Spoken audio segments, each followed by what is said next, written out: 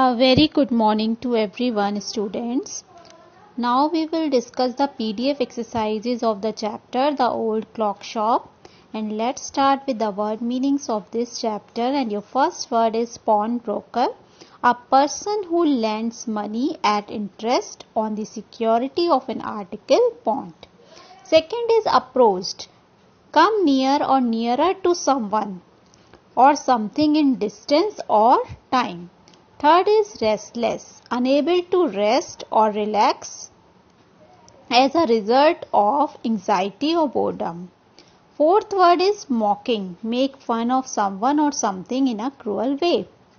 Fifth word is striking, hit someone or something with force. Sixth one is peace, freedom from disturbance. Seventh word is friendliness, the quality of being friendly. Next word is wrist, the joint connecting the hand with the forearm. Now the next is frame the sentences. First is pawnbroker. He was desperate for money. She hawked his watch to a pawnbroker. Next is approached. The train approached the main line. Restless. The audience grew restless and inattentive. Mocking. He got jeers and mocking laughter as he addressed the marchers. Striking. The poverty of the city is striking. Peace. We should make every effort to maintain world peace. Friendliness. I was overwhelmed by the friendliness of the people here. Wrist. I fell over and sprained my wrist. Next is question answers. What made Ray think the visitor was not really a shopper? The answer is Ray was deaf and dumb, but he was having a sense of good judgment of person.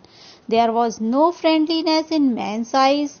With his experience with the customers, he realized that the new visitors was not a shopper or customer. Second is, why do you think he had come to the shop? The visitors had not come to the shop to buy anything. The intention was to get money as he was in dire need of money. Third is, how did Ray communicate with him? Ray was deaf and dumb, so he could neither speak nor hear. He used to communicate with his customers by writing his message on a notepad. The visitor also wrote his reply on paper. Fourth question is, what do you think the man said to his friend who waited at the door? The older man pointed to his ears and shook head from side to side.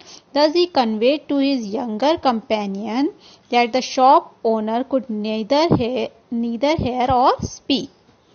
Next is question number 5. Ray was not a pawnbroker. Why did he lend money in exchange for their old watches and clocks? Ray was not a pawnbroker, a person who lends money on security of an item. He did not lend money on interest. He was a person with kind and helpful nature. He could not refuse to help a needy person. Question number 6 is, the watch was nothing special and yet had great powers. In what sense did it have great powers? The watch was nothing special and yet had great powers. It had great powers in the sense that it saved Ray from any kind of physical injuries he would have had to face from the late hours visitors. Also, it saved the visitors from doing a robbery. They needed money and they got it keeping by the watch as a security. Question number 7 is, do you think the man would ever come back to pick up his watch? No, it is very unlikely that the older man would ever come back to pick up his watch because he got a price higher than the watch was worth for.